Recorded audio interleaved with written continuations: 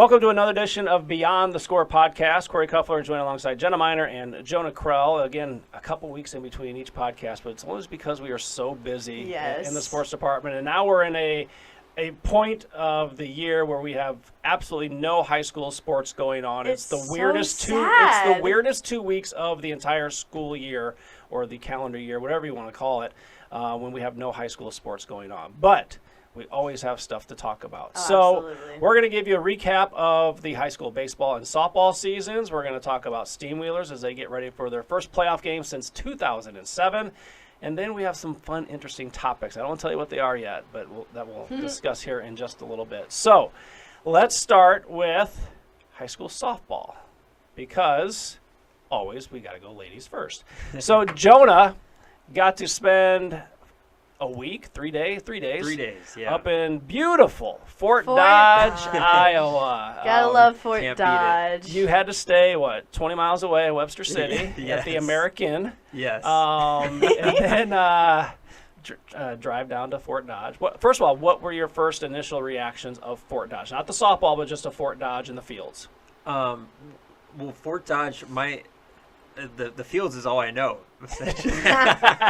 So, I did explore Taco Tico. There you go. That's a staple. There You you go. have to go there. Yes. That's like the best We're part getting about somewhere, Fort right? Dodge. Yeah. So I got to have that once. Jenna, thanks for the shout You're on welcome. that. I got you. Good shout. What'd you get? Did you get a taco? Did you get a chicken quesadilla? That's a popular choice. I got the taco platter, I think. Or no, I got the burrito platter, and then I got like 2 tacos on the side. It was like a ridiculous. hungry. Was it the Really? only time you Yeah. ate that day? Probably with how busy Yeah. softball gets. That probably Yeah. was the only time you ate. So, well, I mean, there's this nice breakfast coffee shop that I went to in Webster City both days I was there. So that was nice. And then overall, the Fort Dodge, the Rogers complex, I believe, Harlan Rogers complex, really nice. Like they have a great setup there. The announcers are great. There's the one PA guy is doing "Take Me Out to the Ball Game" himself, singing it, and he's great at it. Very good singer, yeah. Yeah, and they have stands everywhere. They just know how to do it. Like it's really well run. They run on time, and so it was really cool just to see all the fans be there. A lot of students during their summertime taking some time out to support their team. So that was really cool. So we had 5 teams up in Fort Dodge, 5 softball teams. Let's see if I can name these all off here. We had Louisa Muscatine. Yes. We had Durant. We had West Liberty. We had North Scott. And we had Pleasant Valley. There we go. Nice. Look at you.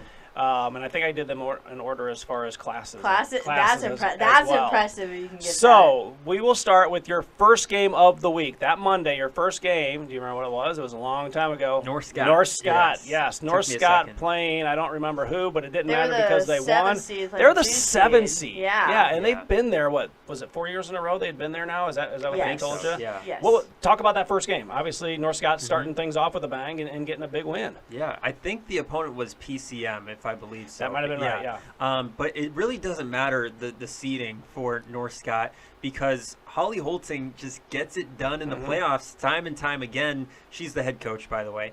And she gets these girls going. And Chevelle Kingsley in the circle was dominant for them.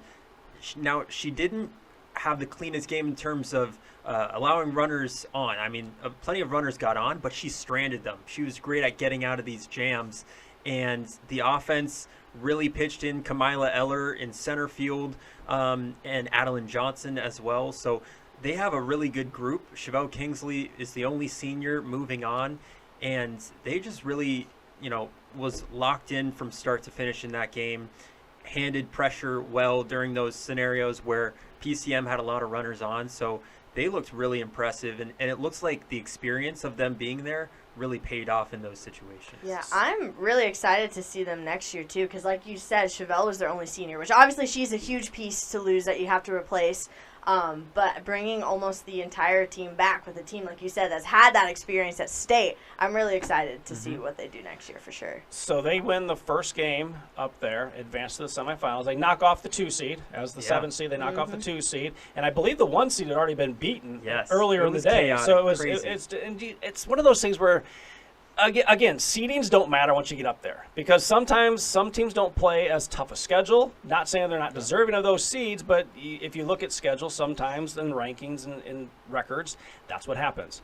So they win their first game. We'll finish out North Scott before we move on to some of the other ones. They then play, was it North Polk is who it was, I believe is who they played, and that was the third straight year they had played North Polk in the state semifinals. They'd beaten them the first 2 years, but unfortunately didn't happen this time. Kind of talk about that game. Yeah, I think it just kind of got to them a little bit in terms of the offense. They weren't able to produce. The North Polk had an outstanding pitcher. She was getting a lot of strikeouts and ending a lot of innings with strikeouts too. So it was like they just could not get the big hit. They could get pieces on, runners on, but they just could not get the timely hit that they were getting in that first game. So it was really tough to get anything going offensively for them. So they come home with a state semifinal appearance, top 4 in the state. They played a third, fourth place game. I have no idea what happened in that third, fourth place game. They got 4th? Yes. Yeah. Thank you. And a couple. Yes, I was. I think you were off at that point. So I was probably in Sioux City. That makes sense. You were visiting Bettendorf baseball. Bettendorf baseball, which we'll get to them eventually. We'll get to them. So, but again, a 4th place finish with everybody but one person coming back. Fantastic. Look for big things for them for next year. Your second game on that Monday was Pleasant Valley. Played about 5:15 or so. Talk about their game. That was a tough one that they had. Yeah, they put up a fight. I mean, it was a really good back and forth game. They just fell short in the end. I think.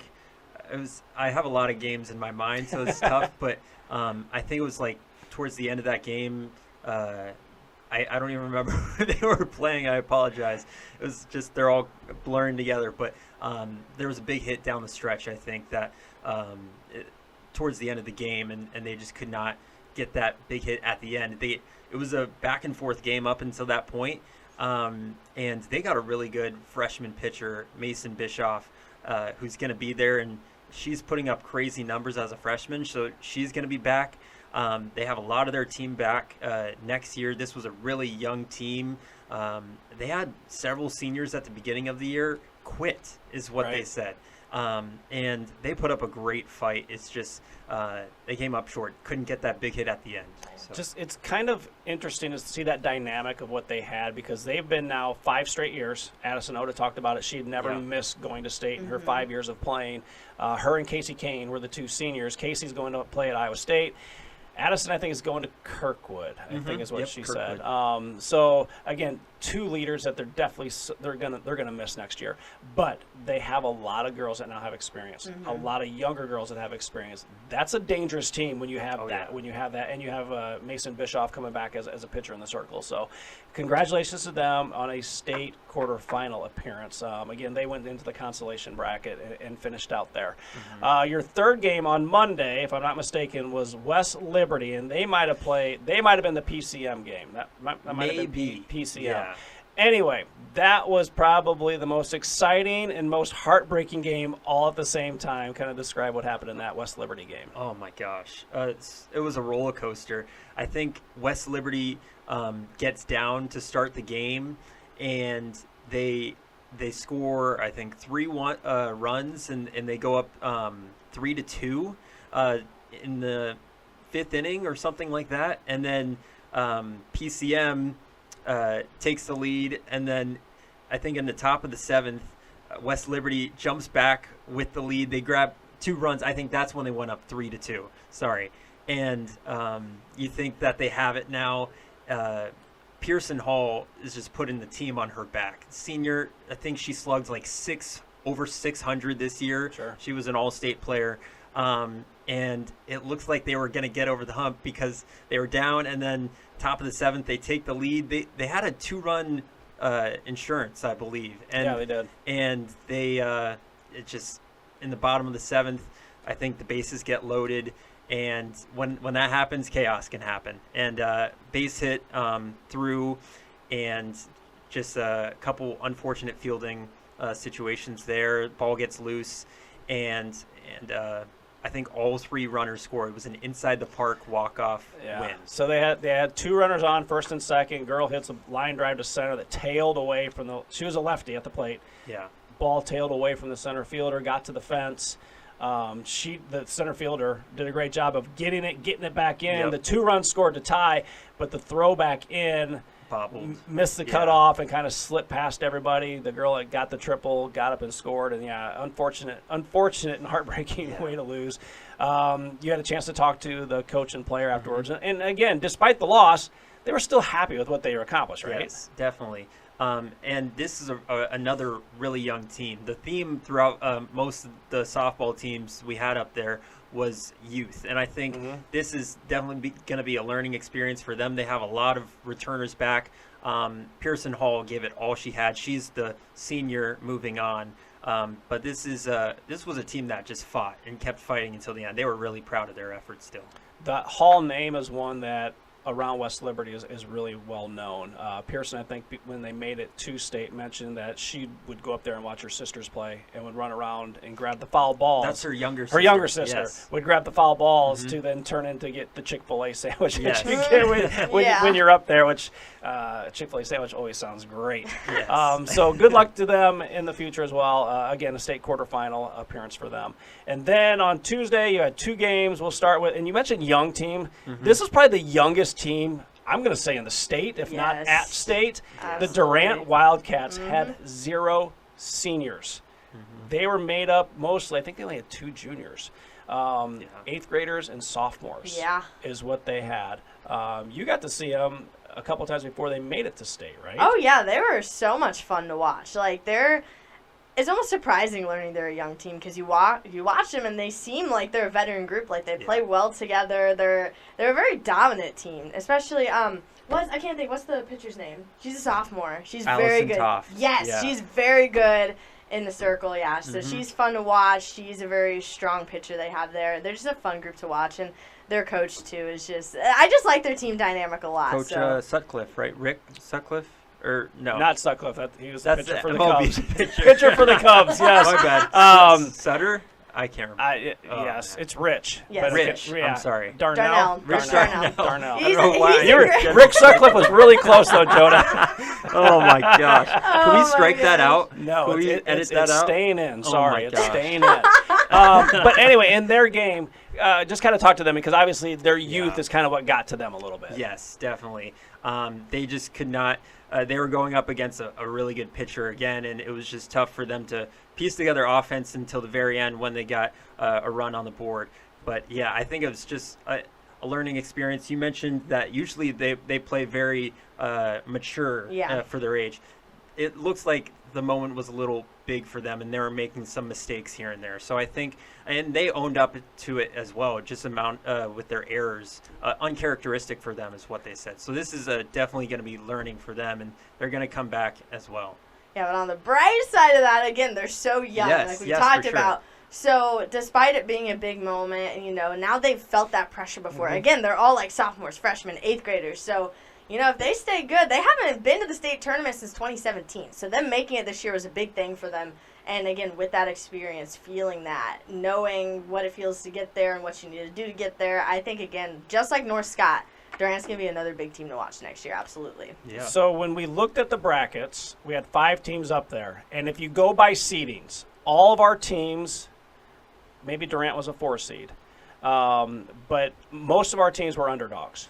Except for Louisa Muscatine. They were the 2 seed going into the state tournament. So you look at the bracket, you're like, well, if all the seeds hold true, we potentially have 2 teams moving on to the state semifinals. Yeah. We did get 2 teams moving on to the state semifinals, one being North Scott, which we already talked about. The other one then was Louisa Muscatine, a team that had been there before, but had been a few years since they'd been there. And Coach Brian Butler knew what to expect when he got up there, but most of these girls, I think maybe a couple seniors, were 8th graders the last time they went. So it had been a long time. Kind of talk about that Louisa Muscatine game because they ended up winning their first round game. I think they only have 1 senior, Cameron Taylor. And she was really motivated this time as well because she didn't get to play as an 8th grader the last time they were there. So Cameron Taylor came up big in the circle. and as well making timely hits. She has some really good power, so she was making some plays. Overall, it's a very good all-around effort. A lot of contributors. I think there's like 3 Raymer sisters, Jersey, Jocelyn, maybe 2 now, and then there's 2 Kissels, Hannah, and there's too many. I'm sorry, but it's just like everyone contributes. So it was really cool to see them piece together really good hitting. And they have an 8th grader, Grace Hoops, who came in and closed out the game for Cameron Taylor. So they allowed runners to get on, but they were really showing really good poise and getting out of those jams as well. So they win their first game, get to the state semifinals. Yeah. And they played, I don't remember who they played in the state semifinals, but it ended up losing. A good year for Louisa Muscatine overall. At that point, you'd spent 3 days in Fort Dodge. Yeah. Thoughts on Fort Dodge after 3 days? I think that's all I need, 3 days, right? You're ready to get out of there, is that what you're saying? Yeah, a little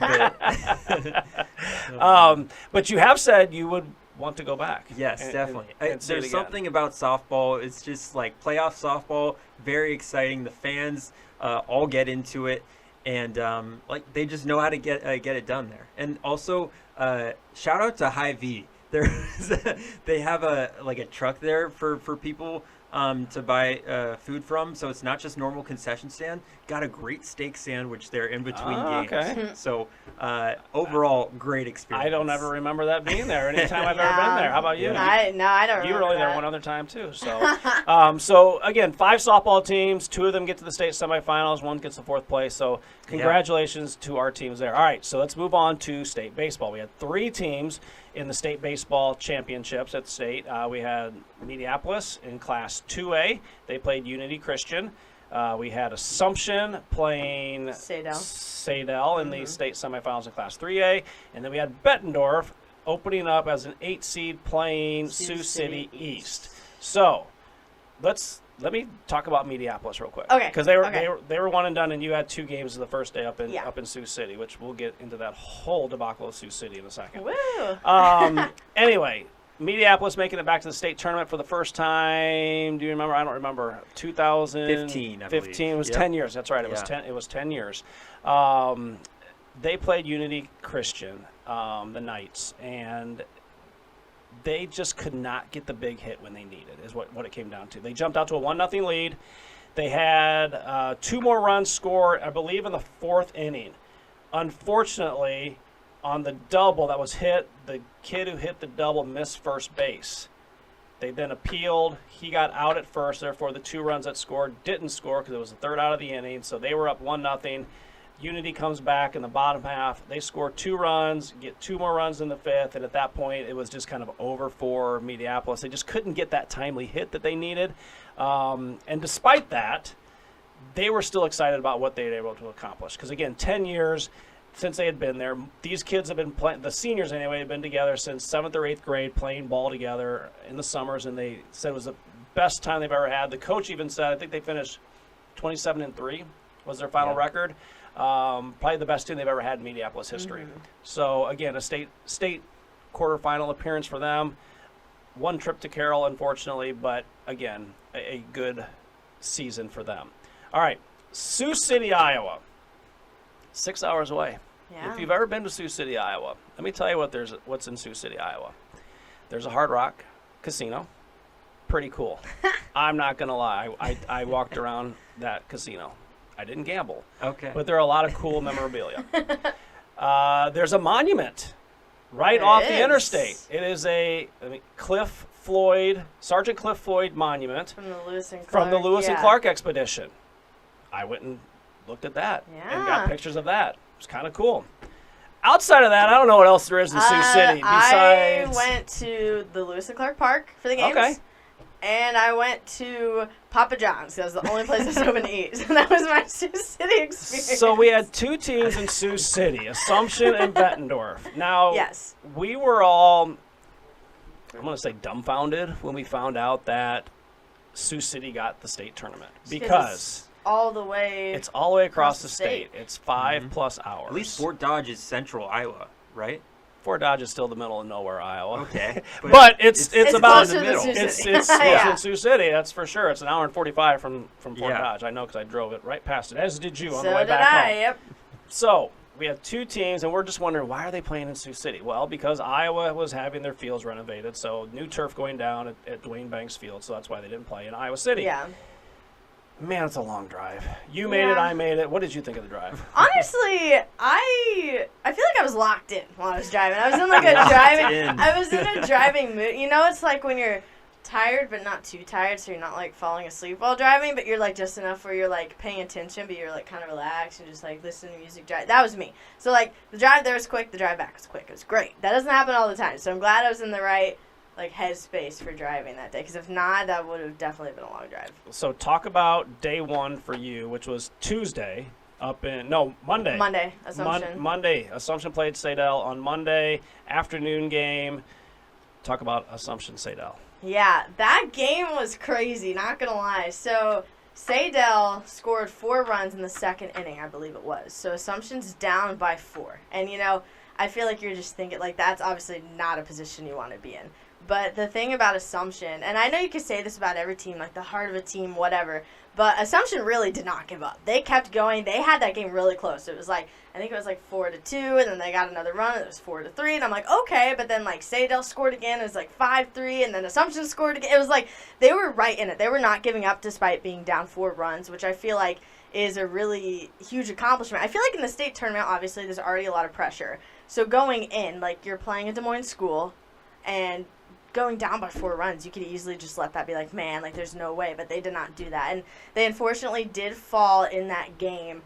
But there's nothing to not be proud of. You know, it's like they were fighting for that. They were fighting to be there. You could tell even though they lost, like they earned their spot there. They deserved to be there, and they had so much to be proud of coming out of that. And you know, that was the vibe too. Talking to Coach Greg Thistle too, just about the team, like.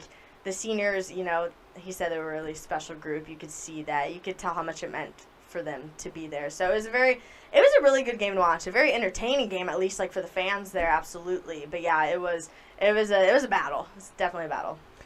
It was a nice ballpark too. I will say Mercy One Ballpark is a really nice ballpark, but if I never have to go to Sioux City to cover a game there, I'm okay with that. Yeah, it was nice. It was nice. So then on day 2, you had all day to do nothing. Oh my gosh! Until your game at 7:30 that night, which actually was after 8 o'clock. Once they got started. At 8:15. It was 45 minutes behind. Bettendorf playing the top seed. Oh my gosh! Sioux City East. That was also insane. So yeah, Bettendorf was the 8 seed, the lowest seed. Like you said, they were playing the number 1 seed. So obviously, like you can't be more of an underdog than that going into there, right? Bettendorf already had a crazy way to get into the state tournament with that walk-off win. So they're there. They're obviously excited to be there. There's a little section of Bettendorf fans. Obviously, it's really hard to get over there. So not only is Bettendorf dealing with being the underdog, going as the top seed, but the stands are packed full of Sioux City East people because they're playing that home team. So they had a lot going against them, but they did not let that phase them. They ended up winning that 2-1. And the big play that stuck out to me, which I didn't realize it in the moment, because like you said, the game, obviously, it started late. I was editing highlights during the game because we had to get it back for the 10 o'clock show. So I'm editing during the game, picking out stuff. And there was one play I told you, I was like, if you don't want to use it, you don't have to use it. But I think that was the most important play of that game, because I thought it should have been a double play. I'm not going to argue with anyone, but so there was I don't even remember. It was ground ball to third. It was ground ball to third, yeah. And you know, Bettendorf, they went for the out at second, didn't get it, threw it at first, didn't get the out there. First baseman didn't hesitate, threw it to home. They picked off the runner at home plate. And again, that run was so important because that would have eventually tied the game. It would have been 2-2, and then would have been an extras, the whole thing. That was like a very important play. So that really stuck out to me. That they didn't give up on that. They just kept going. But they earned that win. They were super hyped up. That again, the timing was just crazy. That for me, from my perspective, because again, I'm editing highlights during the game. The game is over around like 10, a little after 10. I'm running out, trying to talk to coach, trying to talk to the players. Their pitcher, Jackson Alter. He had a fantastic night that night. And I know you were there for the other 2 games, so I can't exactly speak for him there. I know you could talk to him a little bit. But he had a great game against Sioux City East. So, talk to him. He was really proud of the moment. Very happy to be moving on. Coach the same way. But, yeah, running out, talking to them, sprinting back off the field, getting it back in time for the show. It was a really fun day. I really enjoyed covering that game. I mean, it was a little weird, it being so late, and I was just in Sioux City, and I was like, I don't know what I'm going to do. I went to Target. I was just kind of like there. So I guess I did go to the Sioux City Target. So I went to Target and Papa John's. So that was my experience. But no, it was very fun to watch the Bettendorf team play. Not going to lie. It's very fun. So their win advanced them to the state quarterfinals, or state semifinals, excuse me, which meant they then played on Thursday. So I drove up to Sioux City on Thursday. So I wasn't off in Sioux City on Wednesday. I don't Correct. know what I would have done. And that was, again, supposed to be a 7:30 start. Didn't start till about 8:15. And they're playing, I don't even remember who they were playing. Oh, my gosh. Who were they playing? We know this. It was over a week ago. It was Waukee Northwest. Waukee Northwest, exactly. Yes. They were the 4 seed. And I remember talking to Blake Hanna before the game. And I was like, hey, good luck, coach. He's like, thanks for making the trip up. He goes, well, since we're up here, we might as well win, right? Yeah. And I go, why not? Yeah. Right? Nobody expected them to get there. Oh, yeah. I mean, the way they won was a walk-off win by Sean Hendricks in the sub-state championship game to get there. Then they knock off the 1 seed. Why not just keep winning at this point? What a game that was. Waukee Northwest took the early lead, 1-0, I believe, after 1. Bettendorf kind of battled and took a lead 2-1. Then it was 3-2 Waukee Northwest, and Bettendorf moved back in front. I think it was tied going into the 7th inning. It was, because I was watching those live stats. It was tied going into the 7th inning. I want to say it was 5-5 going into the 7th inning. Bettendorf gets a couple runners on, and who comes up but Mr. Sean Hendricks yet again, the sophomore. Finds the gap in left center. Gets another stinking triple. Wow. I was like, oh, my gosh, this kid is living right. I mean, what a triple it was. What a big hit. And they get the lead 2-0, or they get the lead 7-5, and they win. Yeah. And it's like 10:35, and somehow we got highlights on for you, and it was one of those crazy things where it was crazy. They won, and even coach, he's like, I don't know who's going to see these, but this was great. And you talk to them afterwards; they're excited. So now they get to play for the state championship the next day after beating Waukee Northwest. Yeah. So they've got 2 big, I guess, upsets, if you will, knocking off the 1 seed, knocking off the 4 seed, and then in the state championship they get number 2 Iowa City High, who had never won a state championship. Bettendorf had never won a state championship. Bettendorf, I don't think, had played in the state championship. It was 20-something years. Yeah, 23 years in the making. That day, it was supposed to be hot. It wasn't too bad that Friday. It was about a 2:30 start. Their luck, their lightning in the bottle, kind of eventually ran out that day. I mean, there's only so much they could do. It was set up for them pitching-wise. They were good pitching. The pitcher for Iowa City High was just really good that day. Yeah. It was hard for Bettendorf to get hits. Iowa City High jumped out to a 3-0 lead, I think, in the first inning. And that kind of maybe got them down a little bit. Kudos to their seniors. Landon Potts, one of them. Wrigley Mathis, another one of them. Oh, is it Max? I can't think of Max's last name. I think he's also a senior. And Trey Burke maybe is another one that's a senior. Talked to a couple of them each day. Which was kind of cool. But they really put it in perspective, because I said to them, if I had told you at the beginning of the season that you're going to get the state, you're going to be an 8 seed, and you're going to play for a state championship, are you okay with that? They're like, yeah, we are. So they had really good perspective on it. Like, yeah, did they want to win? Absolutely. What team doesn't want to win a state championship at that point? Congratulations to Iowa City High. They played better that day. But Bettendorf did a really good job of keeping everything in his perspective. They only lose a few seniors. They're very young, and even Coach Hanna said, he's like, hey, they've experienced this now. We don't want this to be, we're going to wait another 23 years until we get back to state. We want to sustain this. They feel like they've been doing that. This is his 6th year as head coach, and they feel like they're going to be able to do that. So congratulations to them on a state runner-up appearance. What a great year Bettendorf had. So there's nothing to be ashamed of with something like that, and especially the way they did it. It's crazy. It's like March Madness, where the Cinderella run can only go as far as you can before you run into the best team, and that's just kind of how it goes. But the way they did it, I think it made it that much more special. And I mean, you got to imagine the community just rallying around them and this run. It's got to mean so much to this community, for sure. Absolutely. They had a nice little welcome home and everything, too. So. Yeah. It was on. I think they're actually going to do that this Sunday. Was that this Sunday? Yeah, because we thought it would be last Sunday, and then they sent another email. Yeah, so this Sunday they are going to have it. Welcome home. So I knew it was coming up. But still, the community's still doing something. Yeah, absolutely. Yes, okay, so that kind of recaps the high school season. We're now on a 2-week break for high school sports until football. August 11th, and that's when football starts, and then we'll do a whole other podcast about football. Yes. But speaking of football, let's transition to the Quad Cities Steamwheelers. We're having one of their best years since 2007, where, well, unless you go a couple years ago when they made it to the championship and got second. But overall, they have not had a home playoff game since 2007, which is kind of crazy to think, but there was that little few years where they were dormant, didn't have a team. It's been quite the year for the Quad Cities Steamwheelers. You guys have been at the last couple games. I've been there just to watch, but you guys have been there working. Who wants to go first as far as the games? I guess I just talked to them on Wednesday, so I guess I'll talk a little bit. The thing that sticks out to me, and I'm sure you guys will agree, I just love watching DeQuan Neal play football. I mean, and talking to the Steamwheelers on their media availability on Wednesday, like, you know, he's really emerged, obviously, as a very important player, a very important leader on the team.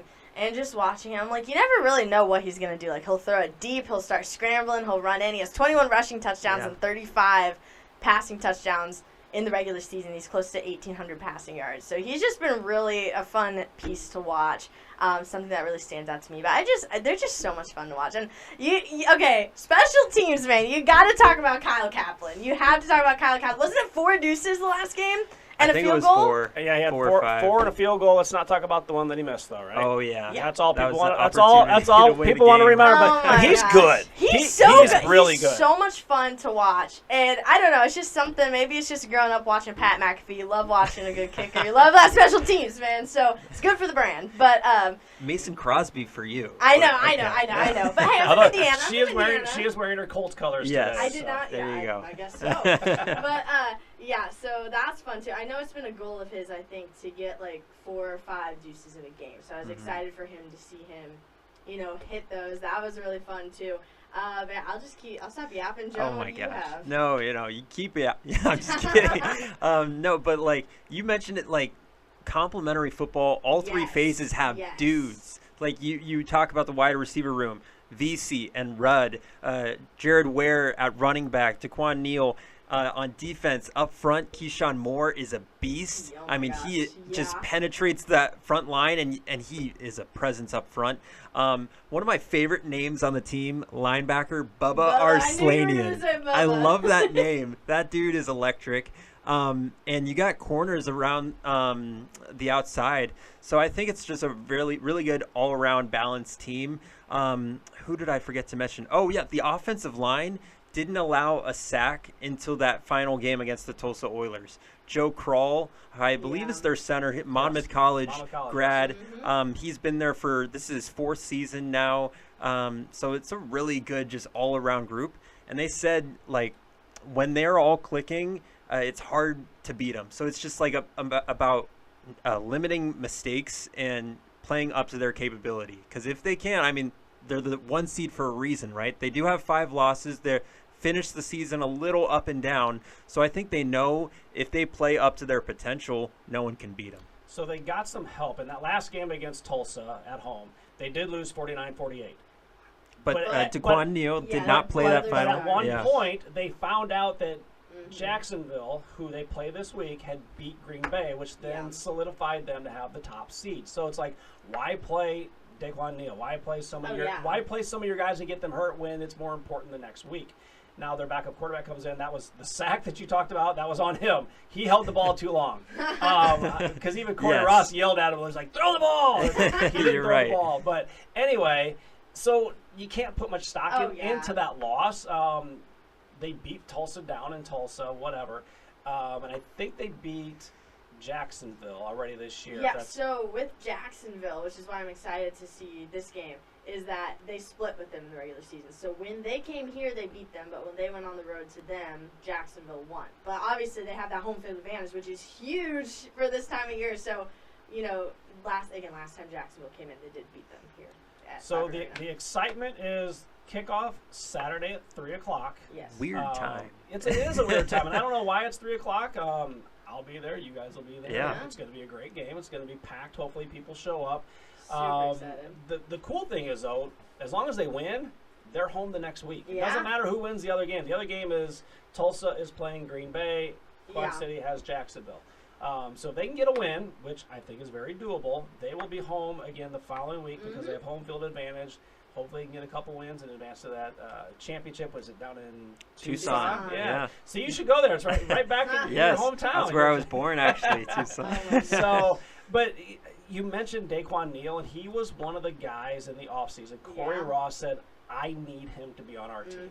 He's a 2-time MVP of the league. And he's shown why. Oh, yeah. I mean, he is really good. He came in and he knew the playbook. Corey said the other day. That's he didn't have to study the playbook, figure out the playbook. He knew the playbook because he's that much of a professional. Wow. He's made the wide receivers so much better. Yeah, I wanted Even to talk Jordan about that Vesey. too. Yeah, Jordan Vesey. That's exactly what I was going to say. You were watching the sound I picked the other day. Maybe. But yeah, no, Jordan Vesey. I really liked that. He's a Rock Island guy. I know, which is cool. And so I think for him too, with the playoffs running through Vibrant Arena, is extra special for him, like having his hometown here. But you know, that's the one thing that stuck out for me from that media day was Jordan saying that, like, you know, Daquan makes him look like a veteran receiver. He's like, I'm not a veteran receiver, but now I'm looking like one, and I'm learning stuff because he's hard on me and he's teaching me these things. And just to have a leader, like, obviously a quarterback is always like a go-to leader, I feel like, but you can't just have the stats of being a leader. You got to act like one too, and Daquan is the perfect example of that. And I feel like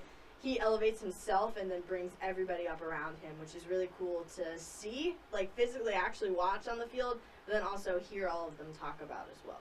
There's those guys that are local that you kind of root for. Yes. Obviously, you're rooting for the Steamwheelers because the team's local, but Kevin Rudd, who played at Davenport Central, he's 7th year in the league. You got Vesey, who's this is, I believe, his 2nd year in the league. I think he played last year as well. But a Rock Island kid. I say kid. Rock Island player, young man. Yeah. He's not a kid.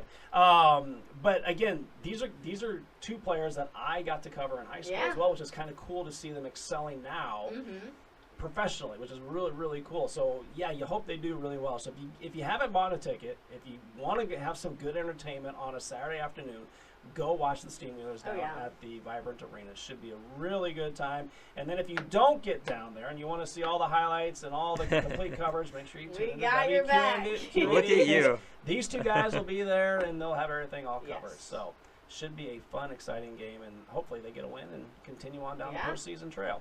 So, all right, that kind of wraps up our Steamwheelers. Now we have a couple fun things. I didn't want to tell you what they were to begin with, but do you want to mention what they are, I guess, Jenna? Because you have the list there. I do have the list. I didn't know if we wanted to talk any about the high school football season starting. We'll get to the high school football season. We got time. Previews and everything. Yeah, we got time for that. So, do you want to run through all of them? No, just whichever one. Just the 2 that we're going to talk about today. Okay.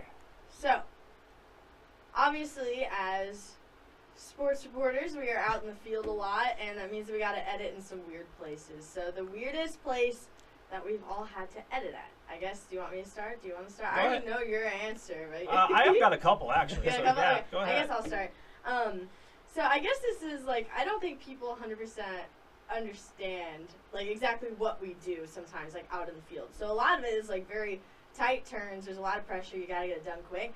So like a lot of the time you aren't like, you know, in a nice building with a table, like, editing. Air conditioned. A lot of the time, like, at these state tournaments, I will plop down wherever I'm at and I will edit. So I've edited in, like, the grass and soccer fields, under trees, in the dirt, like, whatever. But the weirdest place probably has to be, last year I went to Illinois football, their home opener against Eastern Illinois, which is, it was a great. Can I just mention, you want to mention Illinois and Eastern Illinois football. Going down to this game, Jenna had high hopes. She thought Eastern Illinois was going to have a chance. She thought they were going to beat Illinois. Hold up. And what happened, Jenna?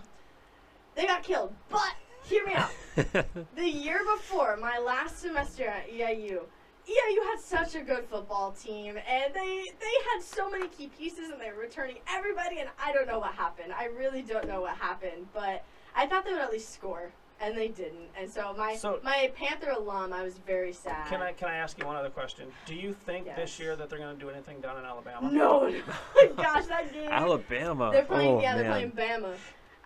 Illinois was too easy. They didn't score there, so they were going to go to Alabama. I knew that a while ago. They'll get paid to go down there. They will. Yeah. They will. But they announced that when I was still in college a couple of years ago, and we were all like, oh no. Like, love EIU. We do have some strong suits with our sports, but we're more of a cross-country track baseball school, not really like a football, basketball school. Although our basketball team did beat Iowa a couple of years ago. They did. Okay. Anyway, back to the topic. Very distracted. Yes. So I was there for that Illinois EIU football game, and it was so hot. And I had live shots at like 4, 5, and 6. I was with our photog, Cesar Sanchez. We were out in the heat. There's no shade anywhere. I had to edit. Couldn't see my laptop. It was glaring. It was hot. We went over to the porta potties. There was shade there. Not the best spot to edit, but there was shade. We were cool. Didn't smell the best, but I mean, it's probably the weirdest place I've had to edit. And again, that on top of just, again, plopping down on the grass wherever I'm at, editing in the car wherever I'm at. Like, that's just kind of our life. You got to get it done. You got to send it back, editing in McDonald's, obviously. Just kind of like whatever works for you. Yeah, the weirdest one is probably by the porta potties at U of I. Yeah. It sounds like you probably have the best story. So maybe should I go next? Yeah, go ahead. Yeah? That's fine. Okay. Yeah, go ahead. I can't wait to hear that. But I haven't had as much time here as you guys. So my weird editing spots are a little bit less fun. But I would say the weirdest one.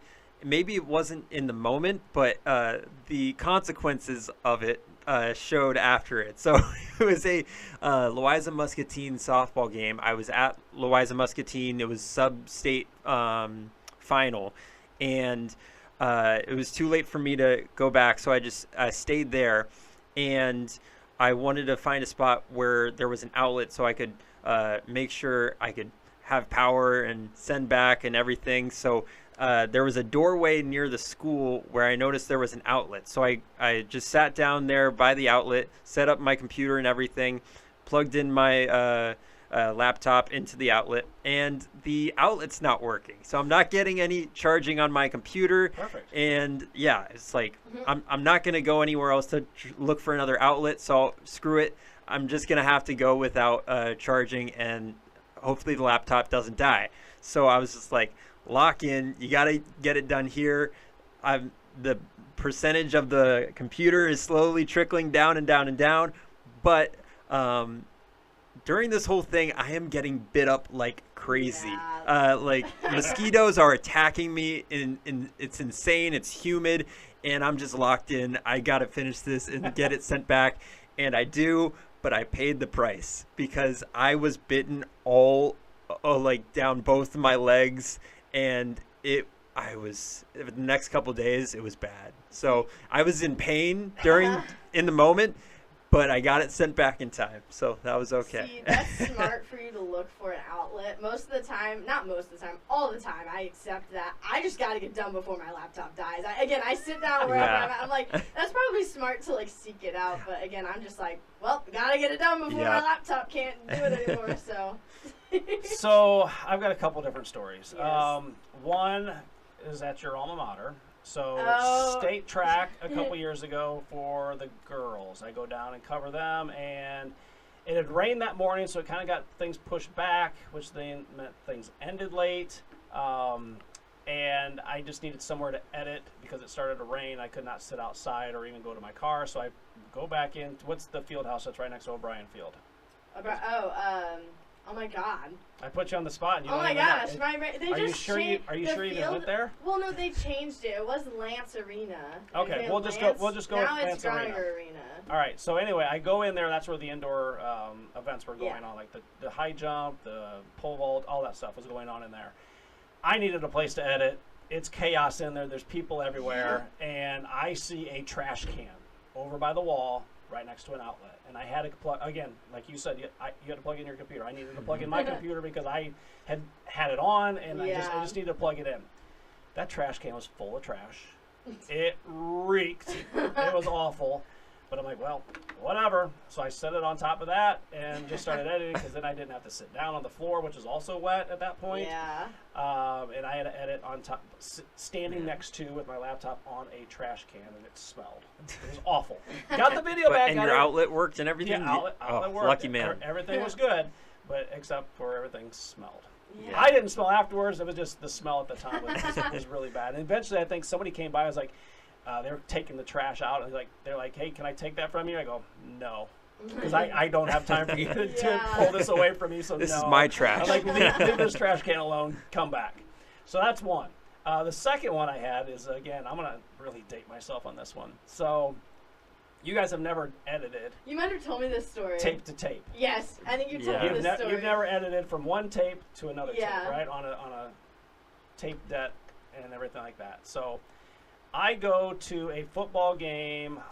It was a playoff football game, so it was late October, early November with Nick Bull, a good friend of mine, and it was Princeville was playing maybe Stark County. I don't remember who it was, but it was in Princeville. The game was in Princeville, and I'm pretty sure it might have been even United.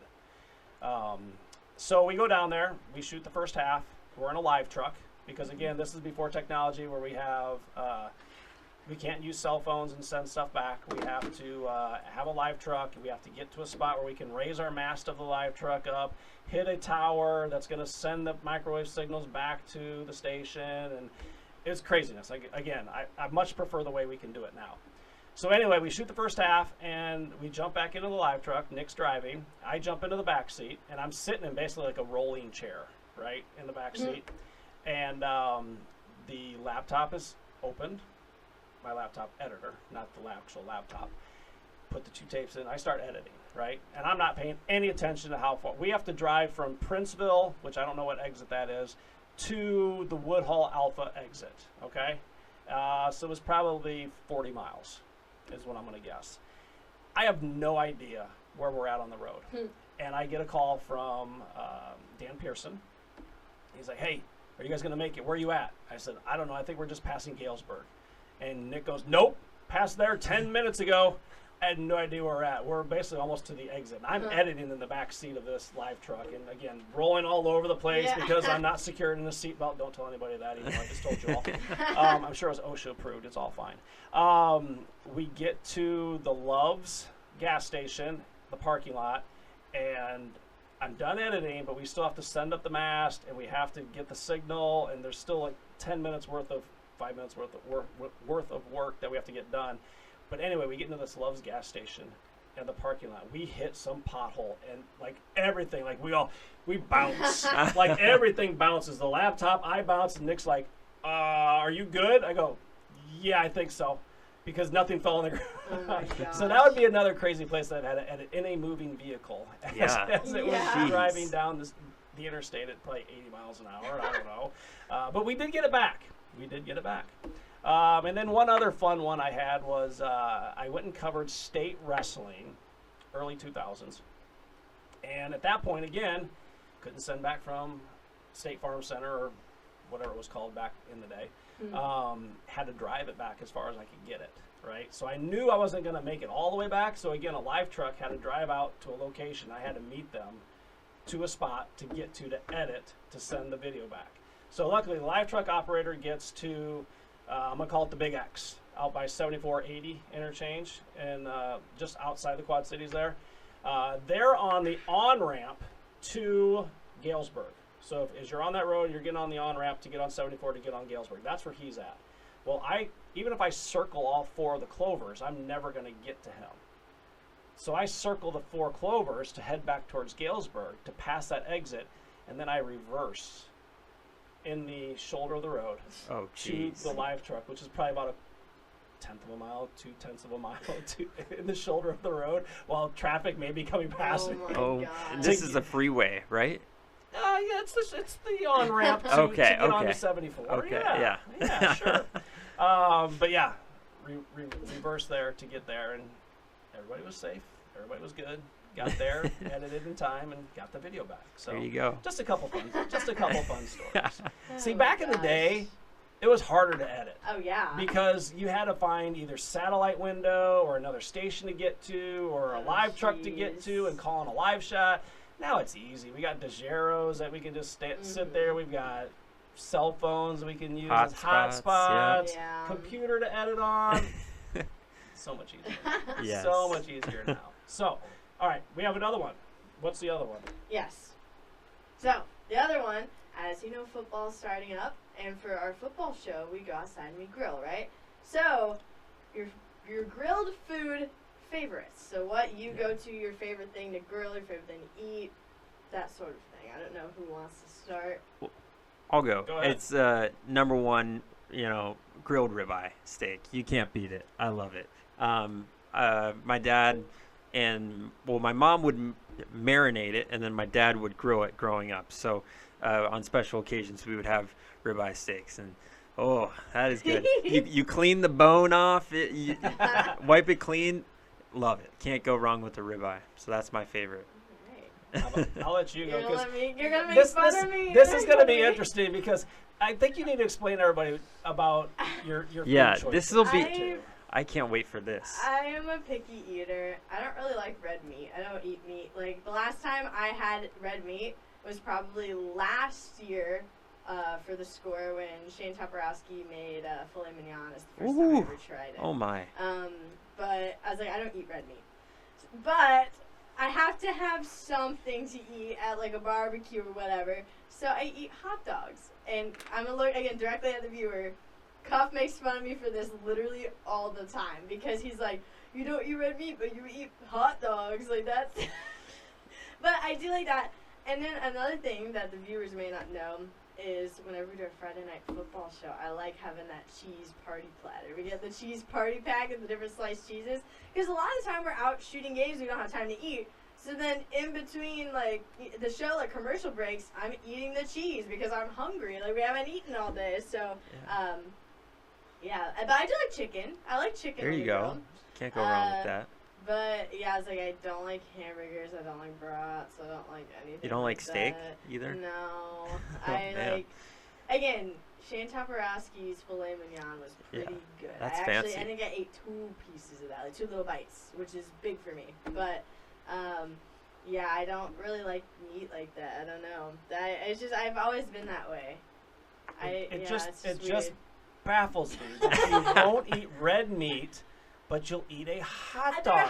It's processed meat. It's not even good. I know, but there has to be something that I eat. You know what I mean? It's like I had to pick something, and I like hot dogs. They're fine. Like, I just don't think about it. I do not think about it. I do not, I just act ignorant to what a hot dog is, and then I'm fine. So this year, during the score on Friday nights, if you see Jenna eating during the show, she's not eating a hot dog. She's eating cheese. I'm eating cheese. She's eating cheese. And by cheese, I mean all the cheese. Like, usually it was like, hey, I need some cheddar cheese for my hamburger. And she's like, I just ate the last piece. Wow. So, we go to Fairway. It's facts, too. We go to Fairway.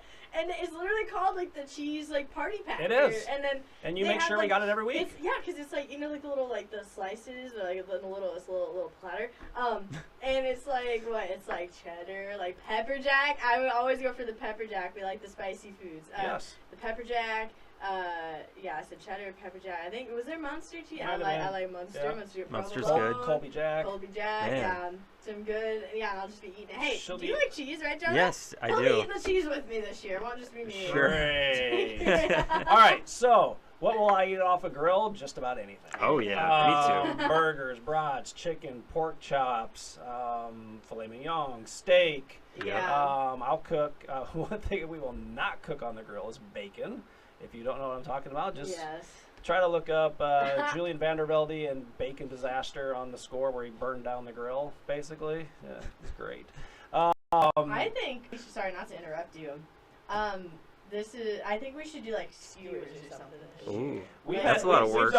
We've done that before. Shrimp. Oh no, we don't make them. We just go buy them. Oh, okay. Yeah. Then never mind. Some like shrimp skewers or some chicken or something. Maybe put some corn on the cob on the grill. Some options for our non-meat eating friends out here. Sure. Yeah. Or maybe just adapt. I think something like that could be fun. Like, remember last year we picked up that kickin' chicken seasoning. We'll have to use that again. We Or did. if it's still good. I don't know how long that stuff lasts. So let's figure that But out. yeah, there's not many grilled items that I won't eat. Yeah. I'll put it that way. So for me, each week on a Friday night, if we make burgers, brats, whatever, I'm good with that. We do always make sure there are hot dogs, not just because of you, but we just make sure there's hot dogs because we have so many crews and some people may want more than just a burger. So they get a burger and a hot dog or something else in a hot dog or whatever it is. But we always do have hot dogs. So that's kind of our grill situation. But yeah, we'll grill anything on the. Oh yeah. I mean, I've grilled just about anything. I've grilled corn on the grill.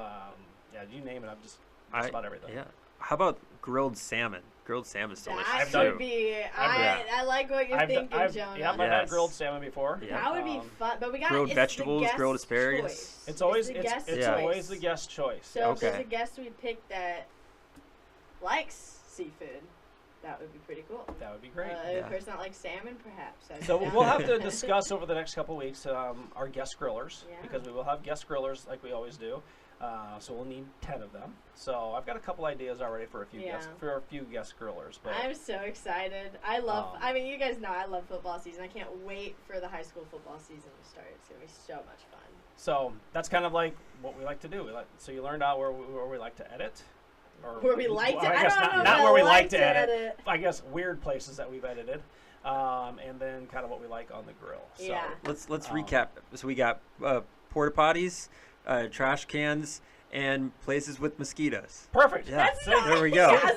Places we like to edit is what we should call that. This is such a glamorous job. People It think it's just like, oh, we're on TV all the time. Yeah. No. I mean, we are, but we're not because it's all the other stuff you got to do, which is the fun part of the job. That's the fun part of the job. Going out and shooting, and that's the best part of the job, absolutely. Mm-hmm. Yeah. So again, we've rambled on for about 50 minutes or so, 55 minutes. So we'll do another one as soon as we can. Getting ready for high school football and all kinds of stuff. Again, we appreciate everybody who tunes in and watches. Again, I'll say it every time. If you got something that you want us to talk about, send us an email, send us a social media message, however you see it. Send us a message. Let us know what you want to talk about. If there's something interesting you want us to talk about, like our favorite pizza topping or something which is on your list. I don't know. I still think that we need to do some sort of like a tournament with the three of us, like a Mario Kart or something where we record and then we talk about it. I think that would be very interesting. That would be fun. We should play pickleball. That would be fun too. That would be fun. You're a big pickleball one person. of our coworkers, Harrison Belsanti, wanted us to all go bowling against each other, and I was like, okay, I'm down. I'm down with that. That's Hell's Bells request. So. Yes. I don't think you guys want any. Not when it comes to bowling. I'm horrible at bowling. Like, I was even bad at bowling. Bowling is not my strong suit. Real quick. Highest game you've ever bowled? Oh, man. Probably like... Oh, God. I'm not great. It's fun. Just do it on the white shot. Highest game you've ever bowled? I'm not great, but it's fun. I'm probably like around 120, 130. I was going to say like 80 or 90. I'm really bad. Ready? Maybe Ready? Yeah. 299 twice. Oh my God! It's just like, guys, it feels like Cuff is just the ultimate dad sport guy. He's great at golf. He's great at bowling. I've done it all. Oh my gosh! I've done it all. But no, so I've had. I'll just throw this out there. Okay. We used to on Friday nights during college. We would go and bowl. Yes. And it's dollar bowling, dollar beers. Okay. My friends all enjoyed the dollar beers. I enjoyed the dollar bowling. Yeah. There was one night that I went and I had 21 straight strikes. What? It takes 13. It takes 13 to have a perfect game. I didn't get a perfect game because I got a 9. Oh my gosh. And what was it? 9. Yeah, 9 spare. Struck out for a 290. Then had the next, so that'd be 11. Had the next 10 strikes of the first game. Of the next game, had 10 strikes, and then had 9-0 for a 289. I was so mad. I bowled 290 and 289 in back-to-back games. I was so mad because I didn't have a 300. Yeah, literally, so if I get past 60 in bowling, I'm feeling good. So I'm like, okay. So we can bowl. Pretty good. We can bowl. I don't know if I want to. I'll bowl left-handed. We'll take you I'll on do left-handed. I'm right. We'll do darts too. She's very competitive in darts. You gotta, Jonah. Yeah, you gotta tell him. I think I'm pretty good at darts. Yeah. She's very aggressive. It's like, well, she's aggressive with everything she does. Oh man, I think we should wrap now. We played the other day for our coworker that left, Bobby. He just got a job in Ohio. Moment of silence. Yeah. Okay, good. Forever watching over the 10 and the Pringles. But we like had a little like going away for him like a Saturday night, like just like at a bar like after work, and we played darts and I had so much fun. I was getting way She didn't want to into stop. I was like, let's go! It was bad. Like we partnered up and we were killing it. It was great. And then I was on the phone. So we'll have I was like throwing it. It was great. We'll have to do something fun and incorporate it into one of our podcasts. Yes, so, definitely. So again, we want to thank everybody for listening, for watching, for enjoying, and if you want to hear anything from us, just let us know. Otherwise, for this episode, thanks for watching.